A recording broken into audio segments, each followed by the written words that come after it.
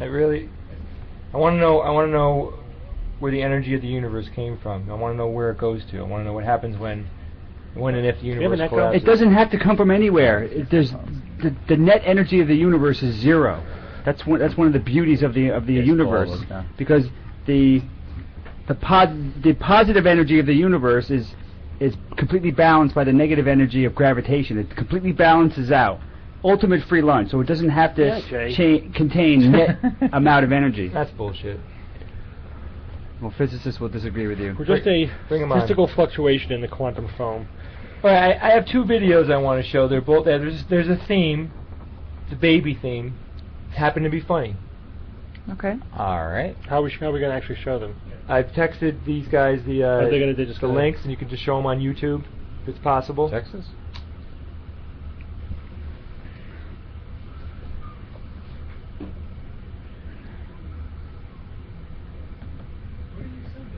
I texted to our group. Skype more account. Krav Maga demos. It's Krav, K-R-A-V, by the way. Krav Maga. What did he write? Krav Maga? Crab. Yeah, and also Steve, we have the Skeptionary game. That's optional, but we could throw that in there. We didn't even get halfway through our news items. Might want to pick out the better ones that are there that are left. No, I think we should entertain ourselves to keep us awake at this point. That's entertaining. Say the F word, Jay.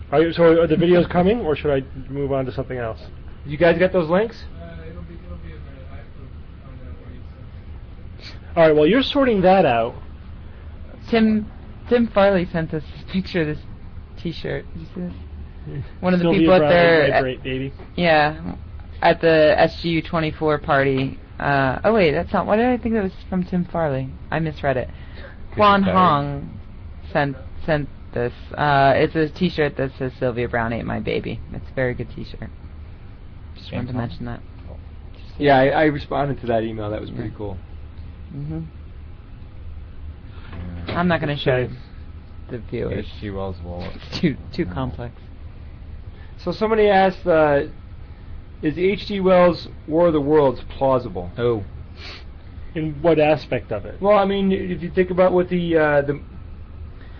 germs making them sick, I don't think it's very plausible. And I also don't think that unless it was a seeding from Earth to Mars or Mars to Earth, and we were significant enough. But still, billions of years of evolution separated, it'd be so divergent. But it's feasible, much more feasible than if it was a separate genesis. But even still, I mean, bacteria have a hard time infecting species that are a couple of genuses away, let alone... Right. Well, unless their biology literally eats us, just purely mechanical. I prefer the Mars Attacks. Yeah, I want to see that. Does that movie hold up? Yeah. I remember it was Burton, right? It was yes, Tim Burton. I watched it just like last year, and it was funnier than I remembered. I remember I was a little disappointed because my hopes were so high, and some of the reviews weren't good. It was one of Perry's favorite movies. But visually, I really liked it. Well, you know what the visuals are based on, right? What is it? 50s comics card. Yeah. Yeah, baseball card. Oh yeah, the aliens were just frying people. It was like really over the top. They look exactly the same. Yeah. I have a 4-foot tall poster of one of them. You do? Yeah, it's like there's a company that put them on these vinyl stick-on things. So I have a giant robot stomping through the city. But there's others that show they look exactly like Tim Burton recreated the aliens exactly. And a lot of the scenes are exactly what was shown on the Topps cards. Yeah, they're very cool. Yeah, skeleton aliens, with big brains. That's pretty awesome in my book. Yeah. But sure, it's plausible. So yes, it's killing you. Possible that an alien species could travel to the Earth if their planet was close enough. And then it's possible that they would be technologically much more powerful than us, and they could take us over, but not the way it was Hollywoodized. We would not be able to predict what it would be like. Could be anything,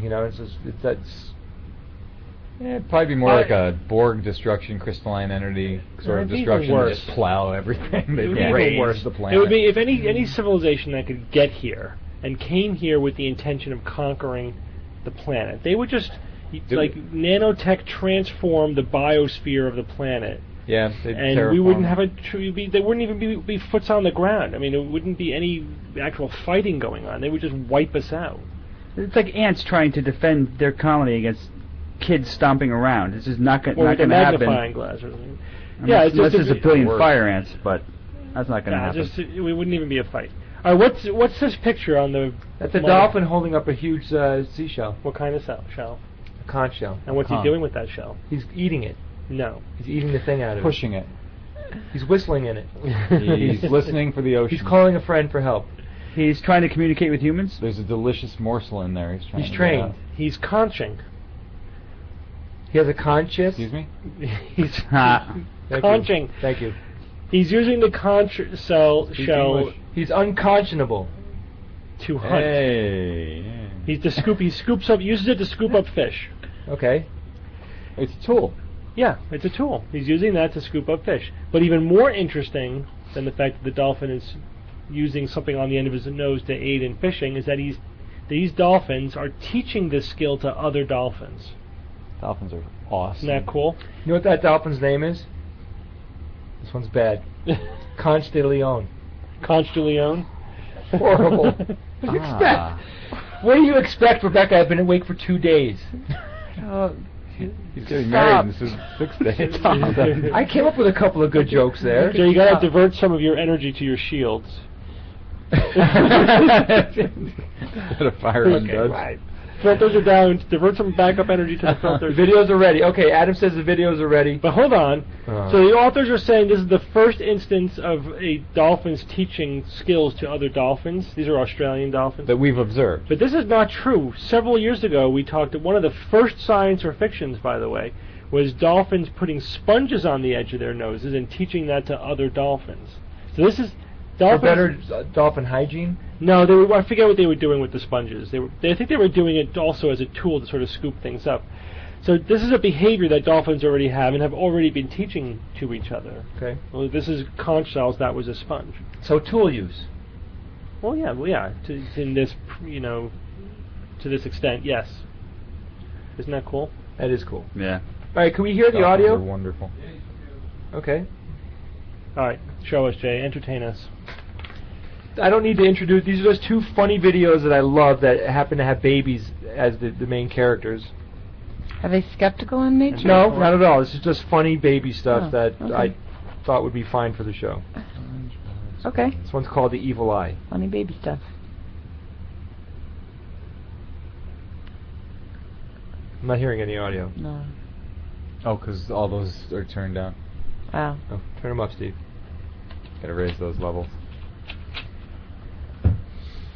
About 4.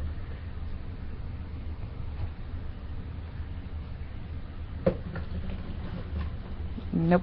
Nope. It's going now. Okay, that's cool. It's a cute baby, though.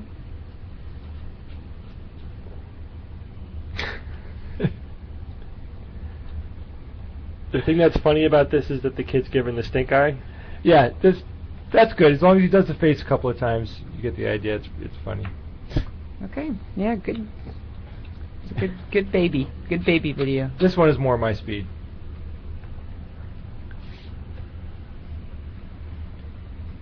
It's called Kung Fu Baby. You have to hear the music. It's from. Oh my God!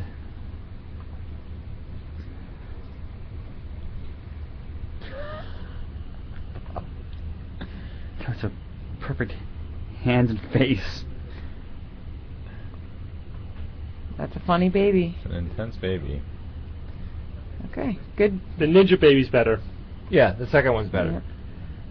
But that what that baby was doing is a primitive motor reflex. What is that? The fencer reflex. This kind of pose is a primitive sort of motor position. Really? And people will often do this during temporal lobe seizures. They'll adopt this fencer position. Wow, that's crazy. And they may like posture with one hand and then like sort of have picking behavior with the other one. That's a seizure. Wait, but the baby was having a seizure? No. But it's normal in infants, but it can come out. That's the most depressing baby clip ever. Steve, It's the fact the baby is that- clearly doing kung fu. Yeah, or that. What's better though, the ninja baby or the kung fu bear that at the zoo? Did you see that one? No. Remember see that bear with the flipping the stick. You flipping want me the to find stick it? around, You yeah. want to see that one? That one is actually awesome. Steve, could you get into this position if you're startled? Could you get that? That's not a startle position. No. This is the startle position. Just throwing the hands back like this. I like the kitten. Jay, Yeah. your baby videos will set back skepticism. Like, man. I'm sorry, but you've done it. You've, according to some idiot on the chat. I think the skeptometer went the other way. Yeah, it's so, yeah, I think it's an orange now, thanks to your baby I don't blame videos. Jay for that. I mean, if No, it this happens. is Jay's fault. Okay. That baby One more video. Though. One more video. Cool. You better make it a good one, or you could. This one's pretty cool. Thanks, If you haven't seen this completely. one, you'll appreciate what's going on here. There's something Okay. definitely unexpected. Okay. I posted that in there, Adam. All right, they're asking for good science. All right, right here, good science. Bob, what's going I on think in that's this the person who picture? just said you were hurting skepticism. Bob, Yeah. Don't listen to What's going that on in this person. That picture? person's dumb. Oh shit. holy cheese. All right, hold on. Hang He's playing the bear on. video. All right. Give him a taste of this. This is really pretty funny. Yeah, well, maybe if we have time, we'll show Honey Badger later. No, not showing Honey Badger. What is this bear doing? What could he possibly be doing with that stick? No, I want this one, see?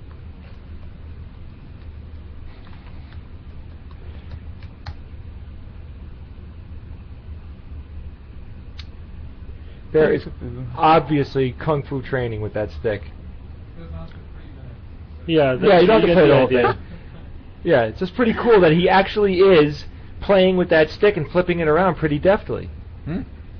And if you watch the actual video, you can search for it. Just put in Kung Fu Bear, and you'll find this video without it being choppy and all that. It's really cool. Like, it's unbelievable. I couldn't do the things that bear does very easily. It'd take me a time to learn. Yeah. It.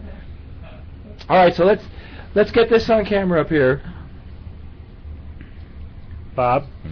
This was one of the few news items I did not actually prepare, but Sorry. This is appropriate at this point in our show. Listing. yeah, that is. I've got a bunch more You're out of prepared, control, but man. real briefly, let's see what it says here. These 6 guys have been isolated since June 2010. They've been together in this tiny little place to simulate a mission to Mars, and apparently they've only got 2 months left to go in the experiment, and they're like at their mental limits. No doubt. They're like completely fried, and I don't know how worried they are, but they've been in there for 520 days. I don't know what they're paying them. I not can't. enough. I'm sorry, 520. That'd be some big bucks. Can you for me to imagine even the pitch? consider that. Like, hey, would you like to go to Mars? Would you like to not go to Mars but experience the absolute worst part of going to Mars? Right. Come on. Yeah, well, okay, but in this picture, in case the audience can't see, they're playing some type of one of the GarageBand video games, or one of those where the guy is singing up front, the guy in the second red shirt to the right is playing guitar. There's obviously a guy playing the drums there. Those in red the shirts are middle. going to die, you know. I mean, I would imagine that if they sent people on a very long space flight, it's not like they're going to be busy like the astronauts are in the International Space Station, right? I don't know. Maybe. No, they simulated over 100 experiments. I mean, yeah, they're going to be busy. They're not just going to be laying around. Well, they're recreating here, though. Let's get busy. So it says that they really, really want to see their families and the sun. Obviously, I mean, it always seemed a no-brainer to me that you would have some really nice VR, some really nice virtual reality glasses or helmets on there to simulate the open spaces. You know it's not real, and you can even play recorded videos of your family, and you could see open fields or whatever. I would think that would take the edge off a bit. But still, that's a nasty job. 1,000 days just to get there, and who knows how long it would take to get back, depending on what the window is and how long you'd have to stay there. So these guys aren't feeling good, as you might imagine, and I wish them luck. They're physically, Yeah, mentally, it's a exhausted. mental exhaustion. They're totally taxed. But it's good to know, what the limits of human endurance are for that kind. You hate to find out for the first time when you have people in the actual spaceship going to Mars. So the idea here is that they can't stand being cooped up for that long. Even people that pass the rigorous tests of can you handle being cooped up. Can you imagine what they went through to be selected for this? I'm sure. Yeah, we can't even handle 24 hours in the same basement together. I know. I'm just so sick of you guys. I can't wait. I'm gonna run out of here. That's all I got. All right, Bob's done. I'm done. To move on. That's the gist of it. I gave you fair warning. All right, this guy's cute. Yeah. Becca, this guy's so now cute little guy. Oh, he's really cute. Yes, in a few minutes we're going to be bringing down a special guest. Oh. But first, we're going to talk about why that cute little guy's on our screen. Does he glow in the dark and cure AIDS? He does not glow in the dark or cause. Then get him off my screen. Full of drugs to find out what happens to him. Ed, can you show the picture on the screen? But what researchers found is that hibernating hamsters actually lengthen their telomeres. Their what? Telomeres. Their what? Nerve ending. And then hibernation can be good for longevity. So telomeres are like the caps on the ends of shoelaces. Aglets. Aglets.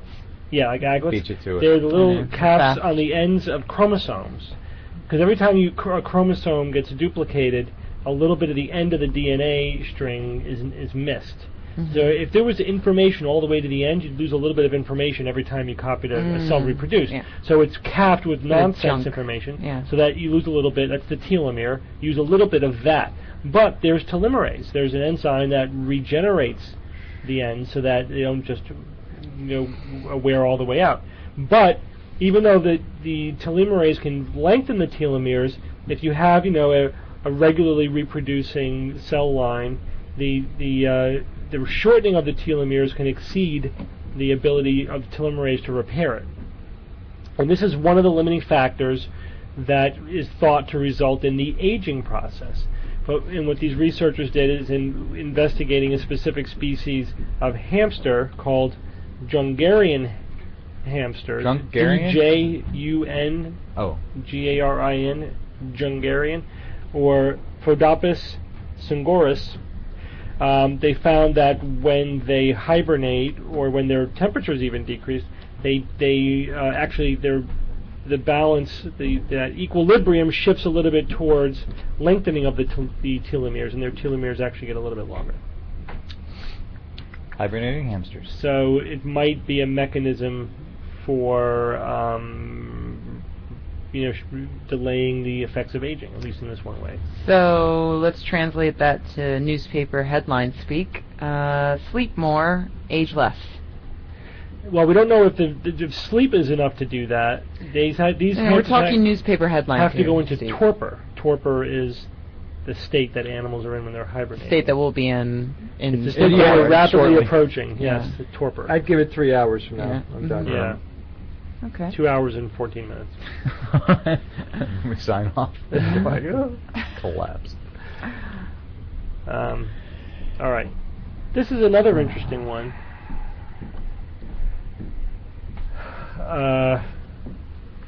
So this is about electric cars, not like a breakthrough or anything, but just scientists were speculating on the effect of having a automobile fleet that is largely electrical. And he said, one interesting effect of this might be that it will, by necessity, create a reservoir for storing renewable energy, right? So I had spoken previously about having really great solar technology, photovoltaic technology, but that's only so useful because you need energy. In fact, the energy demand is greater at times when the sun is not shining. So what do you do with all the extra energy you make during the daylight hours, and how do you get access to it at nighttime? And what they were pointing out is that, well, if we have a fleet of electric cars with rechargeable batteries, you could recharge those batteries whenever, during the day, whenever renewable energy is available.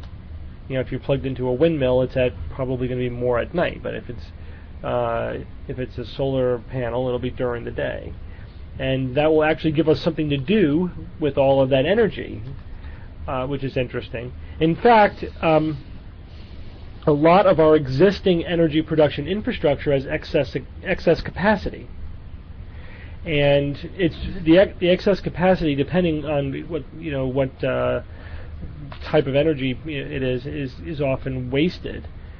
For example, if you have like a hydroelectric plant, you may have to let some of the water just run over the top of the dam, at times of low demand for energy. So there's lots of unused extra capacity. You have to build the capacity to handle peak demand, and then you have unused capacity during low demand. But if you could be recharging millions of electric cars during low demand, like from midnight to 6 in the morning or something, when energy use is really low, that will actually make our energy production infrastructure more efficient by leveling it out, right? Yep. By keeping keeping the demand more even, by filling in the low times with recharging your car batteries. Yep.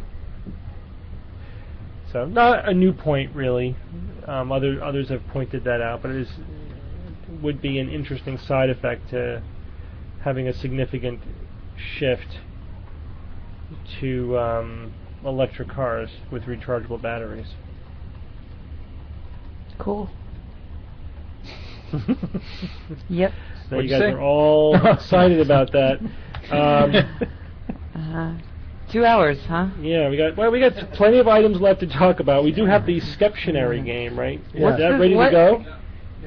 Wow. You guys want to do that now? Yeah, let's do it now. What the hell is it? You don't want me to give you another riveting news item? Skeptionary. No, we can do that later. Does this have to do with Pictionary or the dictionary? Because Pictionary. Okay. With skeptical words. Oh, all right. I like Pictionary. Okay. All right. Why are you giving this to me? This is the hour that Brian was supposed to be entertaining us. That's all right. I like Pictionary. And I like adding skep to other words where it doesn't belong. Skeptionary. Yep. All right, here's the instructions. Skeptionary. They're like Skepchick. Yeah, exactly. You do it once, you can't stop. Skep water. Doug, did she tell you exactly how this works? It's Pictionary. Pictionary. You look at the word and then you draw it, and everybody else has to guess. I don't like you guys anymore. Can we time how long it takes? And see? Yeah, I guess we have to break up into teams. Oh, we can't. Why? Well, we could just do one person gets everyone else to guess, and then... I can time you guys. No, we'll time it. All right, we'll time it. Okay. All right, so what do we want to... do we want to put the marker board up here? Yeah, why don't we put it up here? All right. Mr. Healy. Yeah, go ahead. He's got to go. All right. Oh, be careful. There's a zipper on here. What's the stuff with? Can we push this thing back now?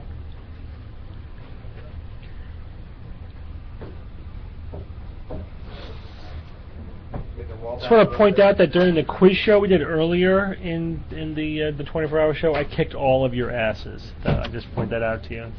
Did you only just realize that? No, I was just waiting for the appropriate time to remind you all of that. on here? I see. Well, I'd just like to point out that you can go screw. Yeah, all I do is drink a lot of beer. What you can do. Steve, let me show you the pressure point. All right, I'll start.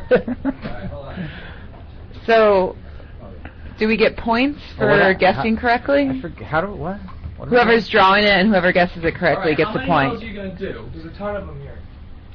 And then why don't you guys set a bar for a score you guys want to achieve? 10. Wanna Point do for this? one that you guess correctly. Doug, do we want to do it like this? Can you guys hear me? Yeah. We could do a thing where we have everybody gets 2 minutes. You can see how many cards you get through. Use that handheld mic, Jay, if you want. Yeah, you want to do that? Are there enough cards? There's a lot of cards here. Oh, there's at least 7. Got a whole mess of them. I got a Okay. freeze of food. I need the eraser.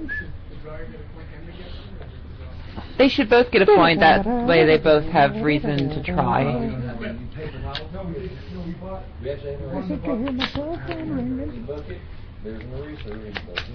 Rebecca, you'll remind me how this game And we have plays. I fluid. probably haven't played this game like. You guess 30 what years. picture he's drawing. Okay, thanks for reminding me. Yeah, no problem. What's the? Do you want me to explain is there it a again? theme? Skepticism. Excellent. We'll take it from Lynn. I get Hey, show the book. I- That's Skeptionary. Oh, this I is from, can't take these things for granted right now. That's true. This is the Oh, I love that book. Encyclopedia of Claims, Frauds, and Hoaxes of the Occult and Supernatural, written by James Randi. I heard of him. Say Team it. Randy. James Randi. Love Alright. that book. Thank you, Randy. Get that book. I hope We don't Randy have watched that some book. of this, just to see what he's inspired. It's lunacy that he's This is inspired. James Randi. All right, we looking for the eraser, or am I going to go with the paper towel? Go with the paper towel, man. I'm not seeing it. Okay. Hey, I got an idea how to make it competitive. Yeah. You got 2 minutes, you said? Yeah. 2 minutes to go as many as you do. They guess when you get a point. For every person that guesses correctly, they get a point. Everybody takes a point. Yeah, I got it. We We already went over that. Good Good. idea, Rebecca. Great idea, Doug. I have an idea to make this fair. How do you Doug, play this? would you be the official eraser? He draws a picture. You say what it is. Right. Hey, you want to use my skills? And the theme again Skepticism. is thank I was you. gonna tie. I'm glad you're here. Yeah, that's. That's right. We could erase Happy it to help. here. Happy to help. I mean, try to rely on Bob. Look at him. Yeah. He's barely cogent. Look at him. He's pulling on his microphone. Like a lead. Oh, gosh. Okay. It's becoming an embarrassment. Poor Bob. You ready? I can't see Ready? shit. Steve, should we be recording Come on, this? Doug. Oh, we're not recording. Have we been recording the last I half have- Well, hour? not like since this. we I have to started be the over last here. session. Why not? Half hour. Not because the board's in front of us. All right. Ready? Set. Go. It's a penguin. I can't really see. Mermaid. They moved to your left. It's Zoidberg. Ghost. How about Zoidberg? What the hell? Monster. Brown lady. It's Ghost Man. orbs. What's that Sea monster. stinky It's kid an from aura. Peanuts. No. What's that? Pigpen. It's Electromagnetic oh, field. spontaneous human combustion. No, it's the creature from the Black Lagoon. It's upvotes. Oh, is that the Yeti? Thank you. Oh, Whoa. what? Really? Go ahead. I'm like drawing backwards, okay? Okay. Drawing? What does Yeti. that mean? Drawing backwards. Well, this is Are you trying to make a mirror image That's yet? impossible. Are you like the Da Vinci of Okay, ready? Pictionary? And go. What do you mean and go? A stick figure. 2 stick figures. 2 men walking abreast.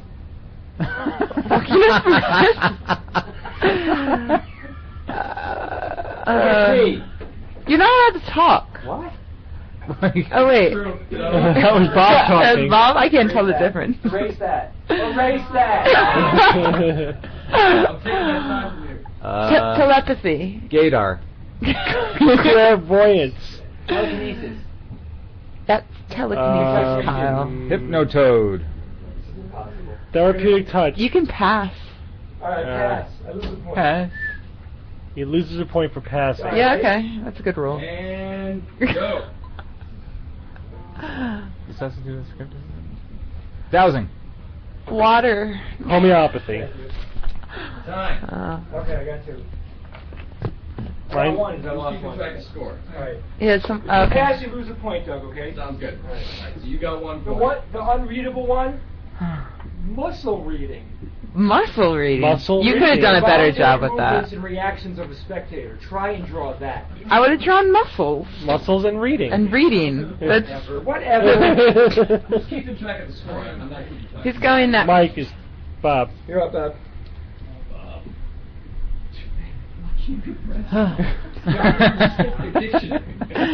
Tough one. I remember that in from when I was in 5th grade. It was basically. It's a man. And wait, is this 2 men walking Wait abreast? until Doug says go. Is that what that means? All right, so keep going. Sorry. Is that an actual breast between them? That doesn't Yeah. count. Don't Is that count the joke? Yes, 2 men walking abreast. I'm a little That's stupid. Yes, that's why he said You he was really 5 can't years see old. grade. Can't see Oh. what's being drawn on the feed. No, it's fake. Was it fake breast? Is his time going? No. Not yet. Oh. Ready, Bob, set, go. Stick figure. 2 men walking a penis. Fairies. Angels. Ah, hell. I hate Where's this. the discard?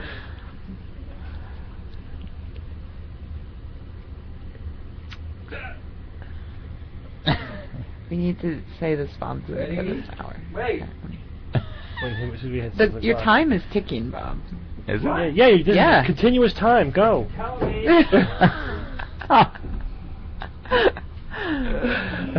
Do you think this is science or fiction? Muscle reading. Yeti. Big hand Bigfoot.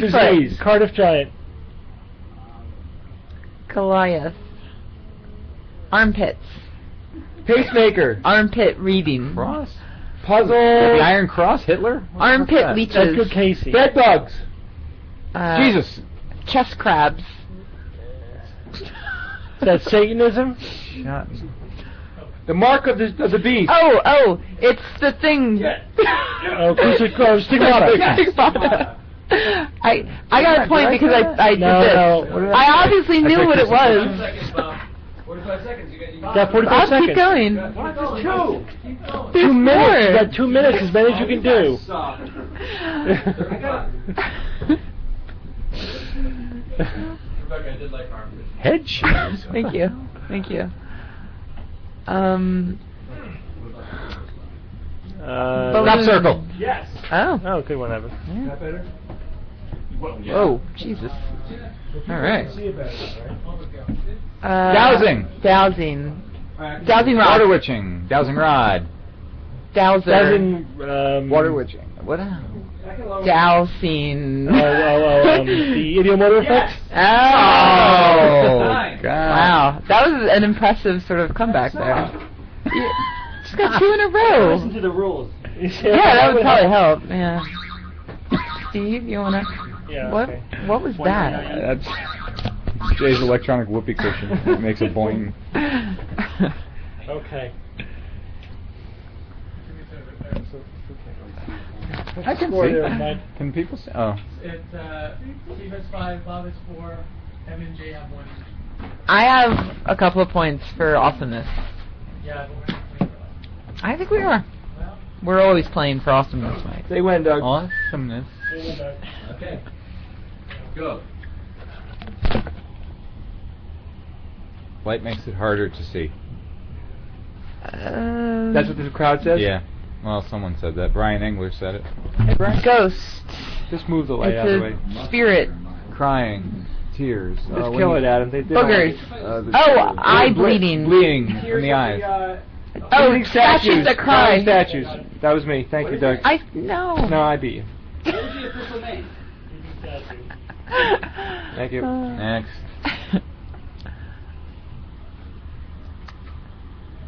It's The flag. It's a It's the wedge. turn. It's a plow. I can't see because Steve's Yeah, body Steve's is in the shoulders way. Draw left-handed. You make a better door than a window. Oh, divining rods. Thank you. That's 2 for me, Doug. Wow. Somebody's getting a little competitive there. Yeah, but we have the advantage. We have the disadvantage of not being able to see. Yeah, we should probably move, huh? Fortune cookie. Tulip. Grilled cheese. Jesus on the grilled cheese sandwich. Wow. Good That's one. 3 for me, Doug.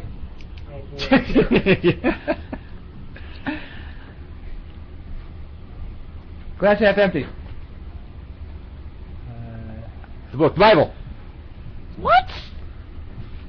Bible verse. Old Testament. Oh, New Bible Testament. code. Da Vinci Code. Death Go. Bible. Oh, the Oh. Satanic verses. the Devil. what the hell is it called? The Arcanus Maleficus thing. What is it? Clatu Brada Nictu. The Necronomicon. Oh, I get that. No, half point. Give me a half. What? I fed you all the information you needed. No. I'm gonna come over there and prob your ass. I just got to cover this up and I'm golden. Look, we've got a myriad of things to go Crap, I over. have to stand up now. Ice Cube, yeah, it was, the... What? Time. I can't. What was it? Cold read. Oh? Ooh. Oh, that was lame. Sorry. Well, it's hang on. I know. You're welcome, Bob. Dude, let's go on a book. Book of the Dead, easy. Yeah, after. Yeah, okay. It's like putting the last piece of the puzzle in there. I finished. Every time one of us goes, somebody writes on the feed. Necronomicon. Like, Steve, save us. Rebecca, save us. Like, they're just waiting for real content here. What did you people expect score? At hour 22? I have no idea. Yeah. Ready? Yeah. Go. Sine wave. Snake. Evil snakes. Elsie. Oh, Loch Ness Monster. Thank you. Evan. Elsie. Elsie is the cow. That's her name. What's skeptical about the cow? Dead people. Zombies. Zombie with a penis. Putrefaction. Resurrection. Satanic worship. Rise from the dead. Rise from your graves. Evan, before and after this show. Washed up on shore. UFO abduction. Dog smelling dead bodies. Centrail. Oh man. The guy turns into a smiley guy, then he dies again, then the dog. Resurrection. I said resurrection. Dog. Resurrection. Butterfly. Mothman. Remote seeing. Metamorphosis. All right, might as well go. Chrysalis. 1 minute. The reincarnation. Oh, reincarnation. Yes, dummy.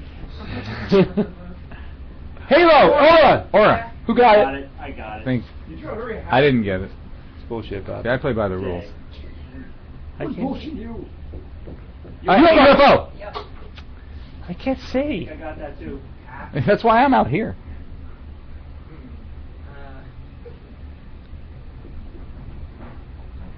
Girl singing, vomiting. Oh, Green soup on Exorcist. exorcism. Exorcism. Oh, come on. I got it. This game's evil. You pass. You take those points off every time you pass. Yeah, we'll take 2 points off. Son of a bitch. Rebecca's Mr. Balloon Hands. Wait, Time. Dragon Rider? What was it? It was going to be Armageddon. Oh, Armageddon. Four Horsemen of the Apocalypse. Oh, Meridian? Yeah. You're up, Bev. That wouldn't be that bad. I gotta sit down. Doug, I think I got 3. You can all see. Mike, I think I got 3 that round. I'll take 5 that round. Evan, save us. Help me, Spock. Help me, Spock. I'll take Help swords me, for Spock. The penis mightier. Anal bum cover. Ready, go. Triangle. Pyramid power. Pyramid Bermuda Triangle. scheme. Bermuda Triangle. Oh. Good job, Steve. Well, my brain is not firing. I'm like, I've seen your triangle. I'm like, nothing has triangle in it. I've been trying to stand to your left or one side. There you go. Dead guy. Zombie. Angel. Ghost. Out of body experience. Yes. What the hell? You're so excited. How many names? We need to come up with a handicap for this game. Teeth. Ghost! Yes. Thank you, that was me. Looks like a tooth. I'll give that one to you. That was a Pac-Man ghost. Yeah, right. Pomeranian. Chiromancy. Yes. Rebecca. Oh, yeah. I said Jesus. chiromancy. Shut up. Eagle. Ogre. It's a brain. It's a Oh. cranial. Technology. Mm. I said it. Really? Just kidding. Last card. Gumby. Crossman. Clown. Killer clowns. Oh, KKK? Death clowns. It's Gingerbread Man. Oh, it's a Wicker Man. The ley lines. It's a Nazca lines. It's Meridian. No, it's Chakra lines. Chakra. Meridian. Oh, yeah. good. I just Yeah. Those lines. Thank you, Ashley. Thanks, Ashley. Thanks, I haven't had 20 seconds left. Well, that ran out of cards. Yeah. So I get 20. You could have just drawn whatever you want. Evan wins. Well, Ashley, people are thanking you for your help on the Yes, chat. claps all around. Well done. Thank you. Best eraser ever. She erased like a boss. Yeah. You erased like Arnold Schwarzenegger in I that am. awful Good work, movie. Evan. No, good work, Evan. Sorry. Oh, thank you.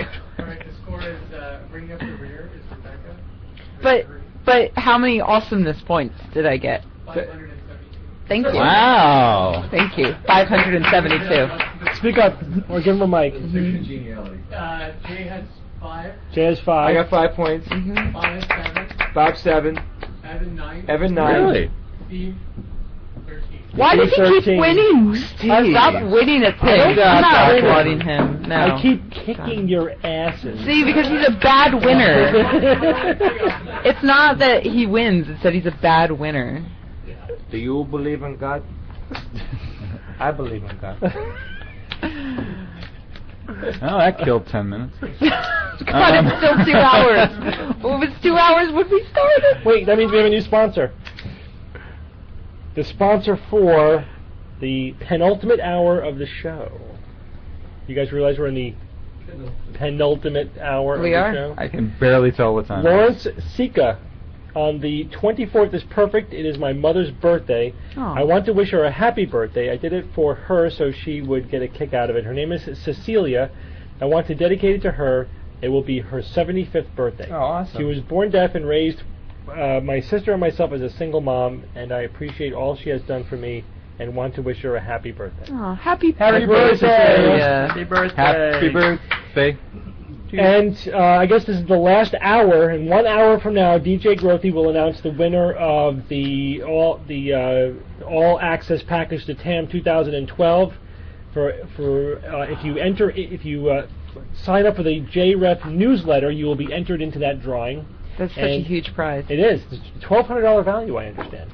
To join Team Randy.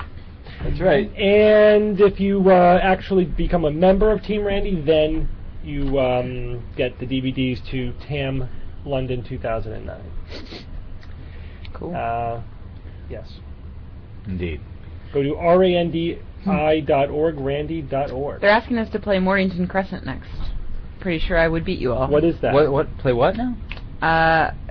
It's actually only fun if at least one other person knows how to play, so never mind. Instead of explaining it to us, that's what you give us? Yeah, never mind. All right. More news items.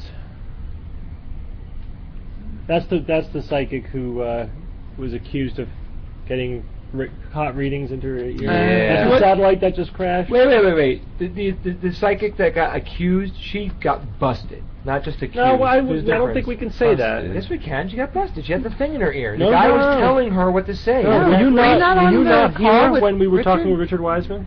I was asleep. Oh, okay. Oh. No. We went over She that. didn't, we'll talk. We'll fill you in later. The audience already knows.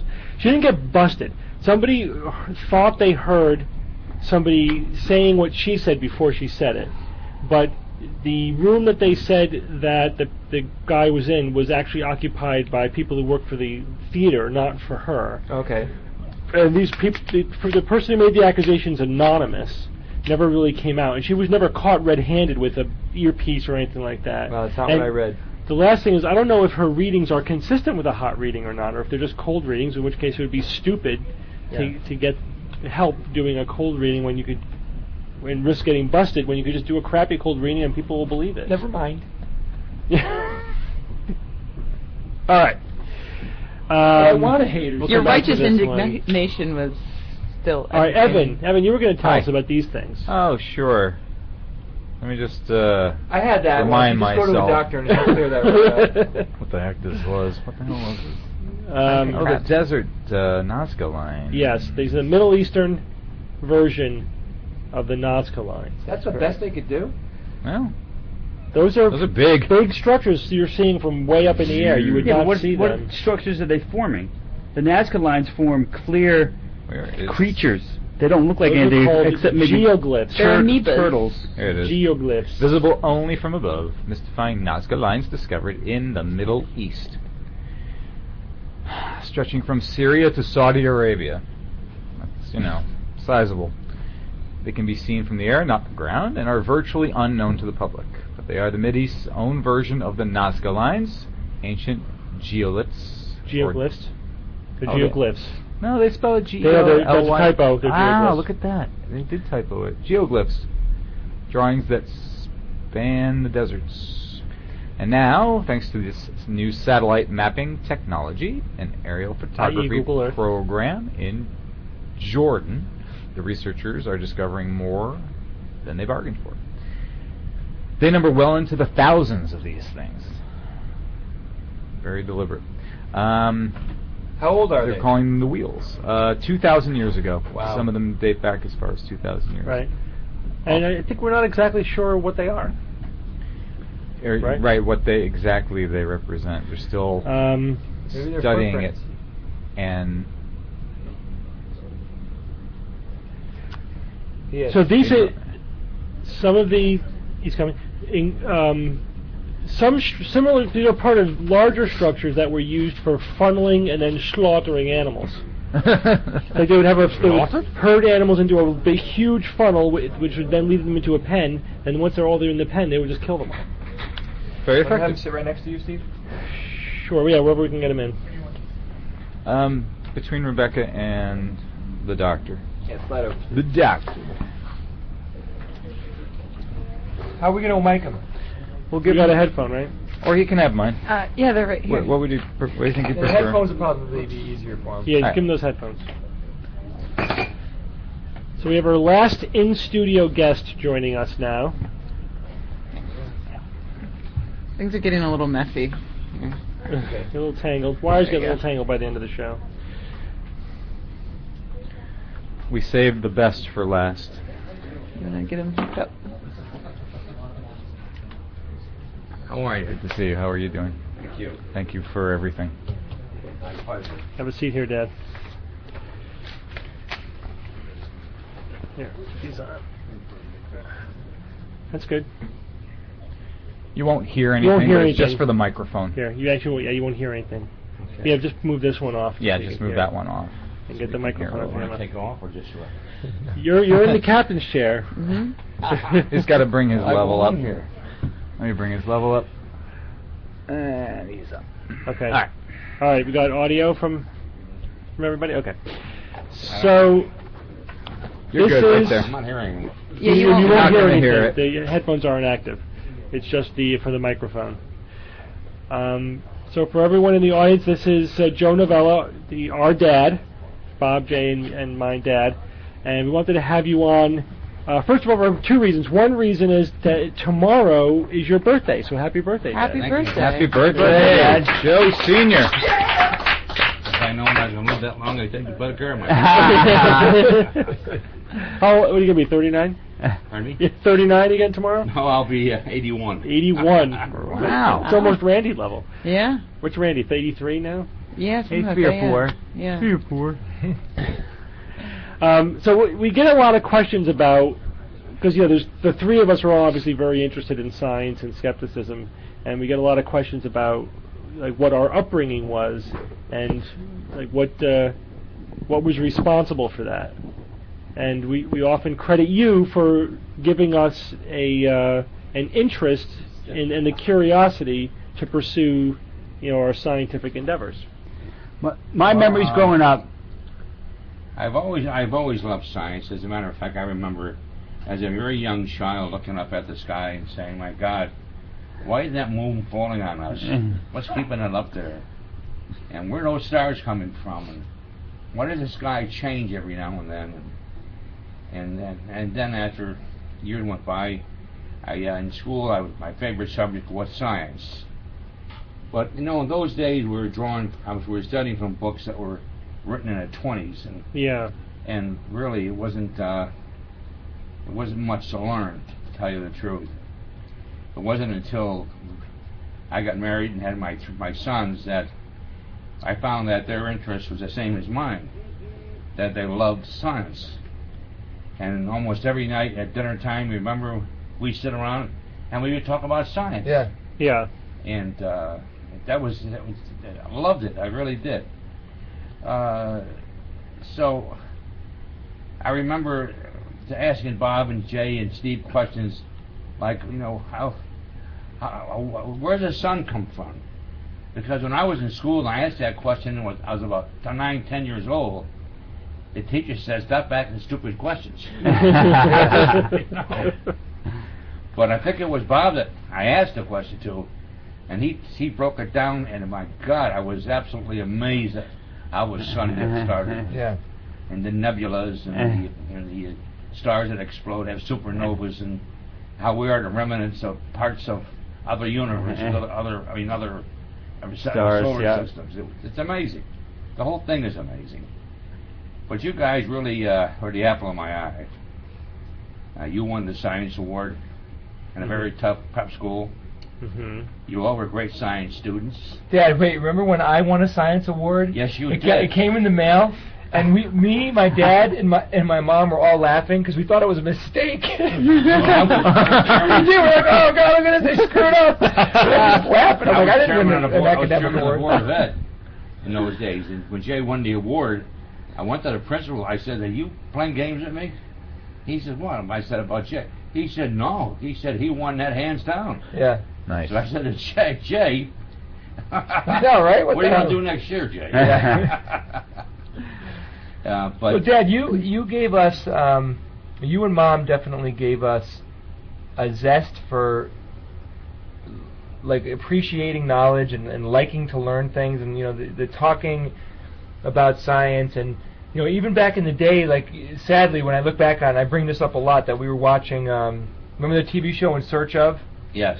You know, we thought that was good science, and it seemed like it was Spock. Leonard Nimoy. Yeah, well, that was Spock. it. It sold us because it was Leonard Nimoy who played Spock. Didn't lie. But you know, we would sit down and watch those TV shows, and we, you know, but then as the years came by, then Cosmos came on, and that's when the real science. That's when hit it was real. Yeah, That was real. He was fantastic. Yep. And then we also, you know, Dad took us to every single. Almost, there was years there where we went and saw every movie. Together. Every movie. Together we did. Yeah. Yeah. But the ones that we all loved the most were the science fiction ones. And we really bonded. Not with just, that but as well. for me, it wasn't just the science fiction. It was the science fiction, of course, but the horror movies. I remember seeing some really intense horror movies with Dad growing up, and that, I think that was a big reason why it got me into Halloween. I love Halloween and all that stuff. He also brought me, I remember, to see Bruce Lee in Enter the Dragon a long time ago, and that just kicked off a total Bruce Lee phase for me, and we studied Kung Fu and karate and all that, and so I remember just because we went to see that movie, and I was like totally obsessed, but that's just such a huge part of our lives now, science, and for me, the horror and Halloween and all that, and the other things. I mean, it's don't forget Kung Fu. And Kung You Fu. guys were really trekkers. I mean, you knew Oh my God. every program. You knew it verbatim. I mean, you could have acted. Actually, it was incredible. Yeah. And that's one of the stars that was on Star Trek. We met him at the airport in Los Angeles. Oh yeah. Oh, the Klingon from The Trouble with Tribbles. Trelane from Campbell, Bill Campbell. Crazy about Star Trek, and they saw you just the other night. He said, sure, I had my thing on. Good, Bob. And you guys went running over. We were That was drooling, fantastic. waiting for that guy to wave us over, right? Yes. That was That crazy. was fantastic. And then Steve, later on though, Steve was friends with a guy in college who actually was a named character on Star Trek: The Next Generation, which was really another memory that just spawned too, which is pretty cool. We got to get behind the scenes stuff from him. But all right, so other things that you know, I don't want to leave my mom completely out of this. We're not. My mom, I was talking about this before. Mom, we had a word of the day thing. Mom actually got one of those old school like plastic boards where you put the letters on, like, you know, like a printing press type of deal, or a marquee. And she literally, we had a word of the day definition, and she would quiz us on that. And I think that's part of the reason why the fact that we're all as literate as we are is definitely because Mom took the time. And my mother's face was always in a puzzle book. And we always had puzzle books around the house. Remember? She still kicks our ass in any word puzzle game. Yeah, forget it. Boggle, Scrabble, amazing. As much as Dad fostered an interest, at least in me, in science and horror, my mother fostered an interest in the love of words and language. And my vocabulary, huh? That's where you get your pedantry Mom, people from? want to see you. You want to come over here? She said, no way, fools. But the other thing there's only 5 people watching, Mom. No, there's a couple of thousand people watching right now. The other thing that Dad did, absolutely was, and we did this all the time. We were always building rockets. Yeah, I remember that. Remote control airplanes. Flat out just blowing shit up. We did that with our dad. We had our own little private Mythbusters with Dad, One of my friends told me I was the oldest kid he knew. I'll give you a quick example. This is a perfect example of what it was like with my dad. My dad and I and our other brother Joe, who obviously doesn't do the show with us, we were watching a movie, and it was a war movie, and that was another big thing that we... Oh, God. When we were young, he forced us to watch them, and now, we all have an appreciation for the but it wasn't for the war so much as the blood and guts. No, it wasn't that. It was actually... Dad would be pointing out... He would be explaining to us what the advantage was of the German tanks over the Soviet tanks, and why... What the technological innovation was, and but then the better armored German tanks, sank in the snow when they were attacking Moscow. Whatever, it's like an encyclopedia of World War II, basically. Definitely. Well, this echoes what George said earlier today about his dad, like showing him the science. So at one point, I remember we were watching a war movie, and the water was burning, and I'm like, water can't burn. I must have been like 8 years old. I'm like, look at that, that's ridiculous. And I'm like, being skeptical about it, and I said it, and my dad was like, no, Jay, there's fuel floating on the water. Wait a second, come outside. He took me outside, filled up a little coffee can with water, poured some gasoline in it, lit it on fire, and he's like, huh? What's going on? I'm like, what? How could that possibly be? They explained to me the gasoline floats on top of the water, and then it hits the air, and it's literally, the bottom side's in contact with water, the top side, he showed us stuff. He made us get involved. He encouraged us to build tree forts and do all the crazy stuff that we did. But he probably shouldn't have shown you burning fuel, how that works. That was a big mistake. Big mistake. Yeah, my dad owned he was a custom home builder for 40 years. And in the 80s, I was in high school in the 80s, and my dad had a gas pump in the driveway for his work vehicles because it was less expensive to buy gas in bulk, right? So, my dad locked it. He had a switch in the house and everything. It was secure to adult standards, but not to Jay's standards. Not to my standards. We would steal the key from him. To unlock the gas pump, we'd go in and turn the switch on, and we would, we want fuel. We're kids. We want to set things on fire, and we want to do crazy shit. So check this out. I'm holding the pump, and I'm squirting gas out like this, like that. Pump's going, the pump's running. Then I put that down, and I go over and I light it on fire, and I'd say, do the crazy stuff. So of course the fire wasn't completely out. I get the gas, and the fire goes up the hose, and I'm shooting liquid fire. So I'm like, I dropped it, and I ran 2 blocks away from the house. We ran and didn't stop. That flame had backed up into that tank and caught the gas. Yeah. It'd be Steve and Rebecca and Evan here. And a picture of baby Jay on the show. Very interesting. I tell you, we had a lot of fun together, and I'm very proud of them. And they're smart, and they did well in school, and they're continuing to do well in their life, and I'm very proud of them. Well, thanks, Dad. We love you. I love you too. So this is your legacy. I mean, this is part of what we try to teach. A lot of people ask us, I want to raise skeptical kids. What do we do?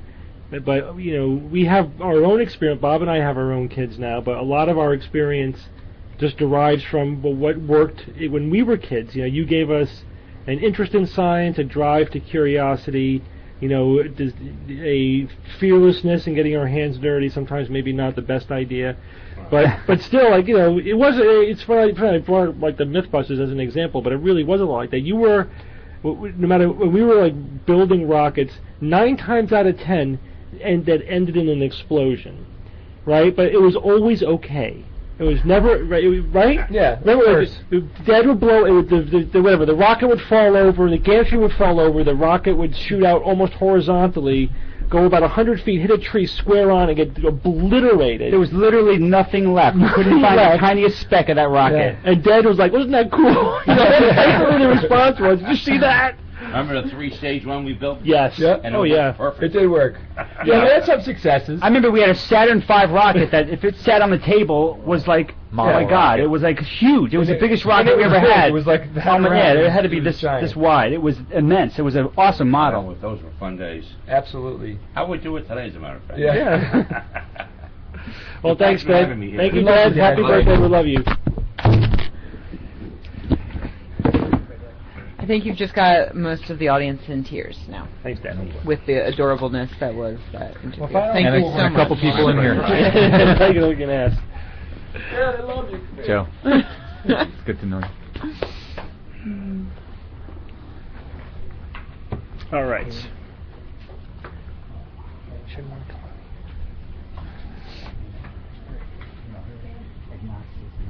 Thanks, Mike. All right. It's 6:28. We have an hour and a half. I did do the sponsor. We have plenty more news items to get through. All right, here we go. This one's interesting. This is something that we could actually use right now.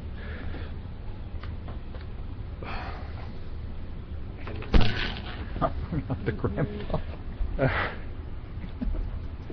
Good. So, I can move over. you guys see the picture back here? You see what's going on there?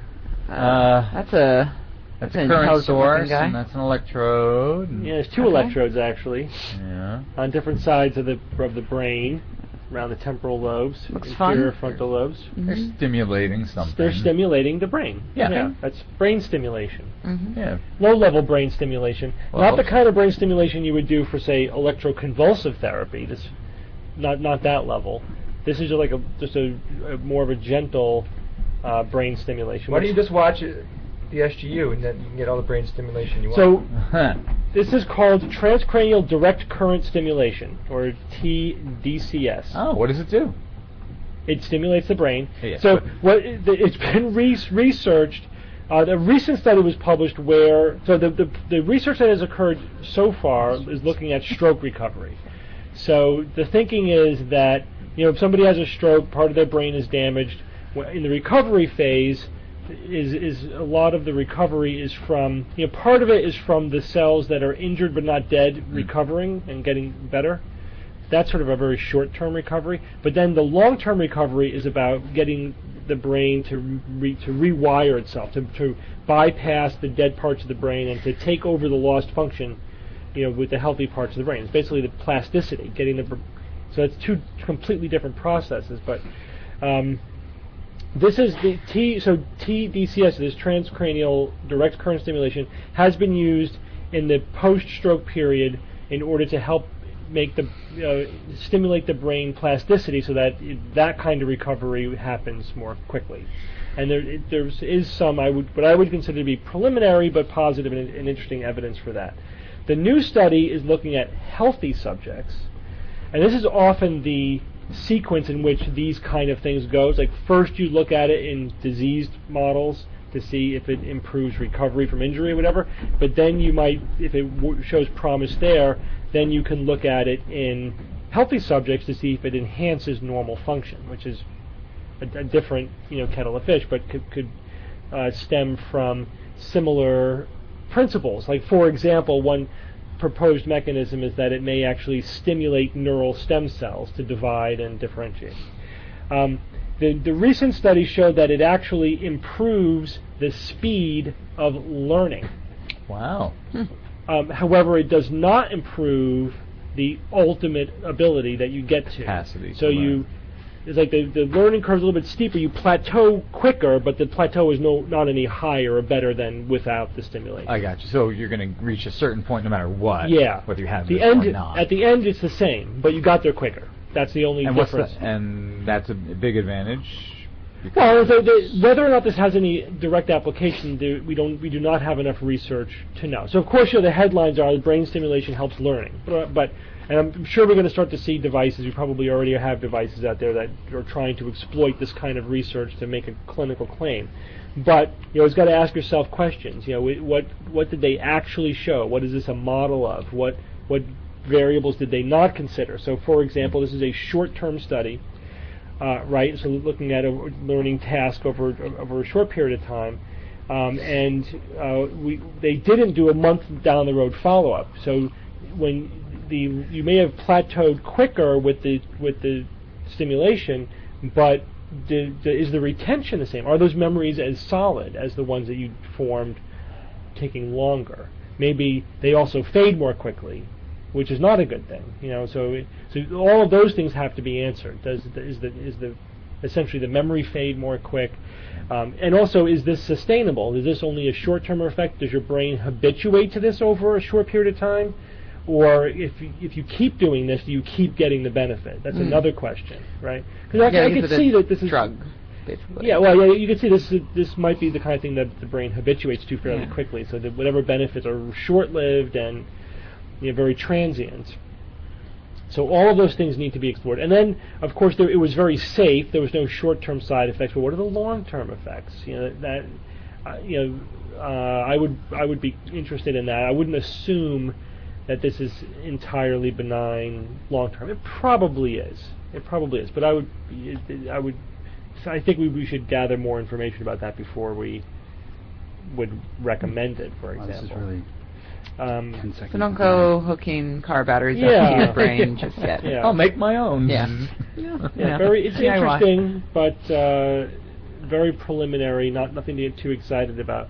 Usually in cases like this where we're not really quite there yet in terms of the applications, but just the principle, the idea that electrical stimulation can be used to stimulate neural stem cells into activity is that interesting. The fact that there are neural stem cells, that adults continue to have neural stem cells, has actually only been appreciated in the last 5 or 6, maybe 10 years on the outside. Prior to that, the thinking was that kids have neural stem cells when their brains are still growing. By the time you get into your 20s or 30s, they're done, and you have no more neural stem cells. But now we know that that's not true. We actually know that there are neural stem cells throughout life, and that and subsequent research looking into like what kind of variables correlate with the activity in those stem cells, the number of those stem cells. One line of research seems to indicate that perhaps engaging in novel tasks, things that you haven't done before, the more novel the better, may actually promote stem cell activity in the brain. Which makes sense, because that's when you engage in a completely new type of task, the normal response of your brain is to form new pathways in order to. And also, we know that helps stave off things like Alzheimer's. Well, right? that's another aspect of this research, that it does seem also to stave off the neurodegenerative diseases, maybe because of a similar mechanism. Yeah, that's cool. But it seems the novelty seems to be a critical variable for those benefits. The other question of, does that translate into just being, again, a generalizable intelligence? That's, I think, the weak link in the research. I don't think that we can say that yet. There's no question that you get better at whatever it is you do, but do those skills generalize, and to how much? So for example, if you give people reading tasks, they get better at those reading tasks. Maybe they get a little bit better at closely related tasks that also involve the same kind of skills. Mm-hmm. They do. I would say that they do. But would they do better in math? Is there some generic cognitive ability that is improved because you were doing one kind of mental task? And so far the research seems to indicate that the answer is no, that the skills are not infinitely generalizable. There's no generic intelligence that increases no matter what you do. It seems that you get better at whatever skills you develop, and only to the extent that those skills can be applied, which is more than just the narrow task that you're doing, but it doesn't generalize much beyond that. 23 minutes left if you want to get your name in for the big JREF drawing. How can they do it, Steve? By going on to randy.org and signing up for the newsletter. And you have till the end of the show to become a JREF member and get the free DVDs from TAM London 2009. And what's that? That's worth about what? They said it's a $1,200 value for the full TAM 2012 access. That's what the drawing is for by signing up for the newsletter. Cool. Right. Bob, is a Higgs boson news item on here for you? Do you want to do that one? Yeah. Okay.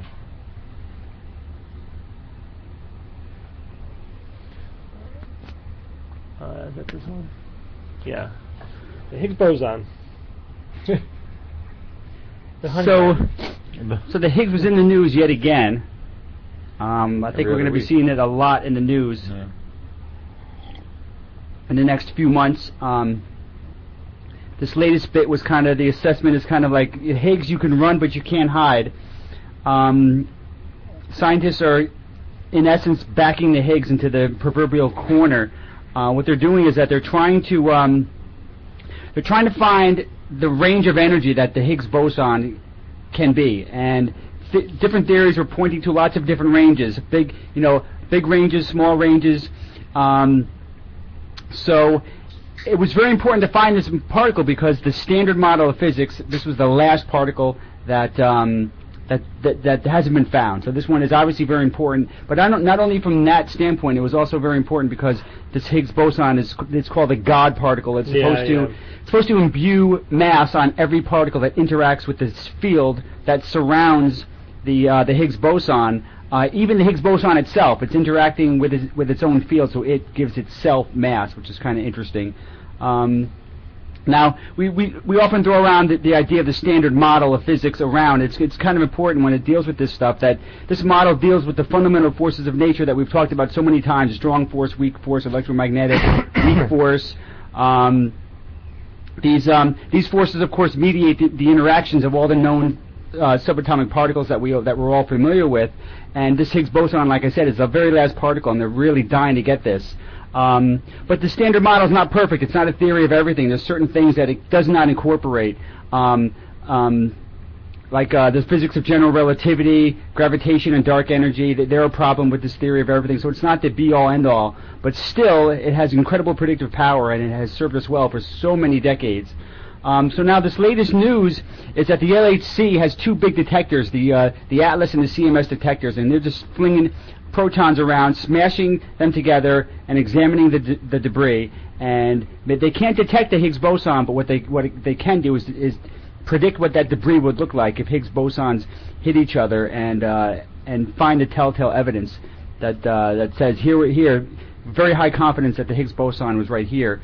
So what they've done now is they've determined what the energy range of the Higgs boson was. It's going to be between 114 and 145 GeV. That's a giga electron volts, which is a measure of mass. So they've taken it from here and they're squishing it down. Like the Higgs boson's got to be in here, and if it's not within this range, then they'll have to make some decisions. They'll have to determine whether their confidence level was high enough. Should they go above 95% and really look like crazy, and maybe it escaped them? But they're so confident, and their data collection procedures are so much more advanced that if they don't find it, then they just might have to look at some other theories that don't include the Higgs boson, which I don't think they're going to want to do. So Bob, are we at the point where the Higgs boson might be ruled out?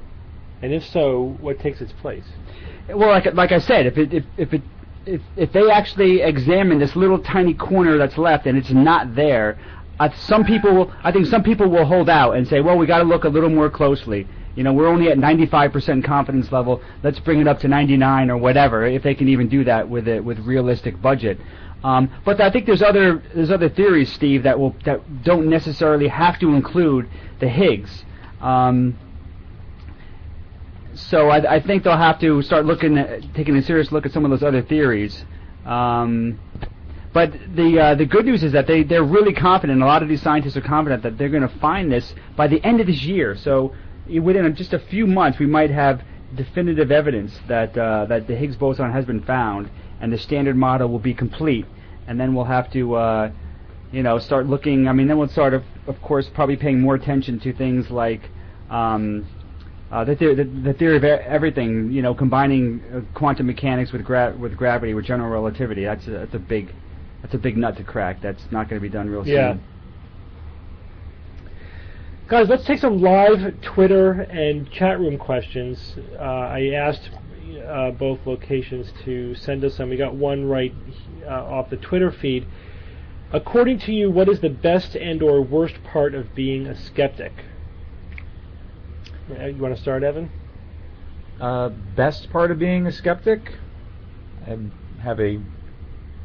like to think I have a pretty clear sort of grasp on reality. I like having myself grounded in that reality with that sort of framework to work off of. I'm able to detect what, at least I think, what's real and what's not real, and that being able to determine that is extremely important. It's a survival factor in my toolkit as far as I consider it. So to me, it's fundamental. The worst part of being a skeptic? That's a good question. I can't really say it's anything like being ostracized or anything like that. Nobody's really kind of rejected me or my opinions on matters because I've been a skeptic, but maybe it's just, I think, explaining to people who have absolutely no idea what skepticism is. I kind of feel like I'm trying to, break down a brick wall with my head sometimes, and that can get frustrating, and I try not to get frustrated with people in that process. So that gets to me a little bit, especially with family members. Yeah. So I'd say that. Fred? Yeah, what? Red. Red? I thought you just randomly said the word bread. I'm like, bread? I thought he called me Fred. Fred? What's your stuff with? Any of Fred those. Brewer's here. Any of those I'm is not hallucinating. fine. Oh, yeah, I do have squatchy pants. The worst part of being a skeptic is, I think, the knowledge of how terrible humanity can be. Knowing, how many people out there are willing to take others' money and play upon their deepest insecurities and all that fun stuff. The best part is the community of free thinkers who I have the greatest conversations with, and I just meet the most wonderful, interesting people, like you guys. Oh. There will be a group hug before this is all over. Yeah. I agree that the community of people, I think, is the best part, is being with other skeptics, free thinkers, rational people. The most difficult part is I would have framed it a little bit differently than what you said, Rebecca. I agree. It's actually frustrating knowing how wrong some people are, and how intellectually dishonest sometimes they could be, or just the absolute con artists. It's like, I'm sure a lot of people feel this from about their perspective. This is, I think, just probably more of a generic human thing, but sometimes I feel like, I spend a lot of my time like angry and frustrated over and caring about like all of the nonsense and woo and fraud and con artists in the world, and it's probably not true, but it seems like it'd be a lot easier just to think that it was all a good thing, or that it was all nice. Yeah. But this feeling compelled to do something about it can be very frustrating. To add to what Steve just said, we are very fortunate to be able to be on the SGU, and we love doing the show. But even where we sit, it's still frustrating. I mean, all the frustration that you guys feel trying to communicate to your friends and family and your coworkers and even just strangers, we have the same thing. Like, it's still frustrating. I don't care what level you were at. I bet Carl Sagan felt frustrated too, and he was able to eloquently, teach millions of people about science and skepticism, because we're activists and we really do care, and we really want to make a change for everyone's everyone's benefit. So that is the standard and easy frustrating side. Yeah. And there's a darker frustrating side, I would say, and that's the dealing with the internal arrogance of truly knowing what's right. I think it's hard. I know that religious people have this, and I'm sure that they feel something identical or very similar. And so I guess we're all the same. But I really do believe that critical thinking and science and being able to admit you're wrong a lot, that's the way to be. Analyzing yourself is the way to be, in my opinion. And it's hard for me, and I'm growing this building bubble of frustration watching lots of people I care about just seemingly live very blind lives. The best part to me about skepticism, of course, meeting people like Rebecca, which I never would have met. Even though I had a great friendship with Perry, my friendship with Perry turned into something else because of the SGU and everyone at this table and our extended group of people. Like, we never would have met Mike if it weren't for the SGU, and I probably I wouldn't know Adam, and I would definitely know Ed, Courtney, Doug, Brian, and Mikey, and a lot of the other people we're friends with. But I think something about the SGU has brought a lot of us together. We're able to be creative with each other and do really cool things with each other, which is awesome. That's great. But I have to go down to the cheese factor a little bit. We get emails from people that literally say, I was a X. I was a true believer. I was in a cult. I was in a family that, believed X, Y, and Z, and I listened to your show, which is pretty much, at this point, we know how to make the show well enough, and it's I wouldn't want to say it's easy, but we could do the show. We know how to make these shows, and we do it, and it's like rote memory to us. It's our conversations, and it's the way that we interact with each other, and that turns into such positive energy to people. They hear it and they connect with it because we all love each other and we all are friends and family here, and our camaraderie has an effect on people, and the message that we deliver with that camaraderie has an effect on people, and that is the thing that makes me build ridiculous sets like this and pull these ridiculous stunts that we do and all that, because I'm telling you, we do this right here and all this stuff partly because we want to build Star Trek stuff and it's cool and I have reasons to buy some electronic gear or whatever. Yeah, that's a little bit mixed in.